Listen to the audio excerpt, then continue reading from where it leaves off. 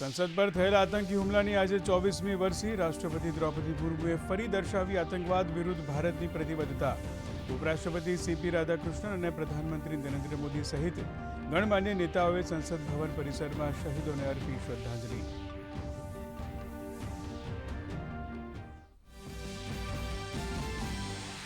પશ્ચિમ બંગાળમાં બોગસ મતદારો સામે ચૂંટણી પંચની લાલ આંખ. વોટર લિસ્ટમાંથી 58 લાખ નામ કરવામાં આવ્યા રદ. મુખ્યમંત્રી મમતા બેનર્જીના ક્ષેત્રમાં રદ કરવામાં આવ્યા 44,000 નામ.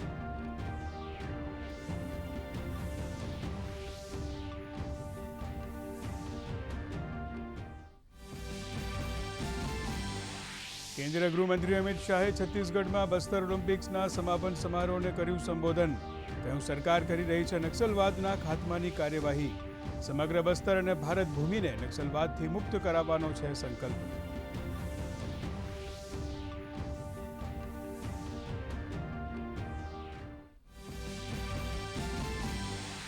મુખ્યમંત્રી ભૂપેન્દ્ર પટેલે સુરતમાં ₹200 કરોડના ખર્ચે તૈયાર થયેલા રાજ્યના સૌપ્રથમ એલિવેટેડ માર્કેટ યાર્ડનું કર્યું લોકાર્પણ.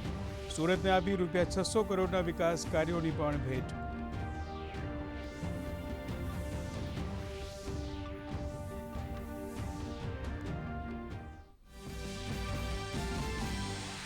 સુરતમાં મુખ્યમંત્રી ભૂપેન્દ્ર પટેલે ઓલ ઇન્ડિયા મેયર્સ કાઉન્સિલની 116મી નેશનલ એક્ઝિક્યુટિવ બેઠકનો કરાવ્યો પ્રારંભ. શહેરોનો સર્વગ્રાહી આર્થિક સામાજિક વિકાસ અને સ્માર્ટ સસ્ટેનેબલ સિટી ડેવલપમેન્ટ પર મૂક્યો ભાર. 16 રાજ્યોના મેયરોએ લીધો ભાગ.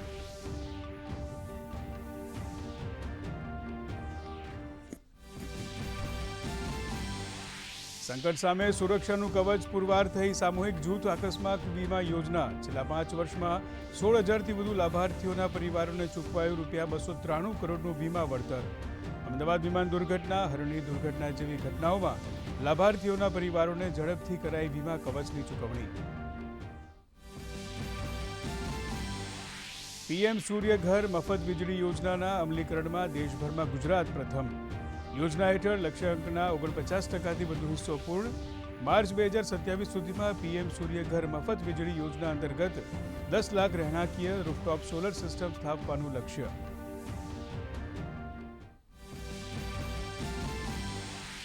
રાજ્યમાં વધતી ઠંડી વચ્ચે જૂનાગઢના શકરબાગ ઝૂમાં પ્રાણીઓ માટે કરાઈ વિશેષ વ્યવસ્થા. પાંજરાઓમાં મૂકવામાં આવ્યા હીટર અને લેમ્પ. આ સાથે જ પ્રાણીઓના આરામ માટે શેલ્ટરમાં સૂકું ઘાસ, નાળિયેરીના પાનની કરાઈ વ્યવસ્થા.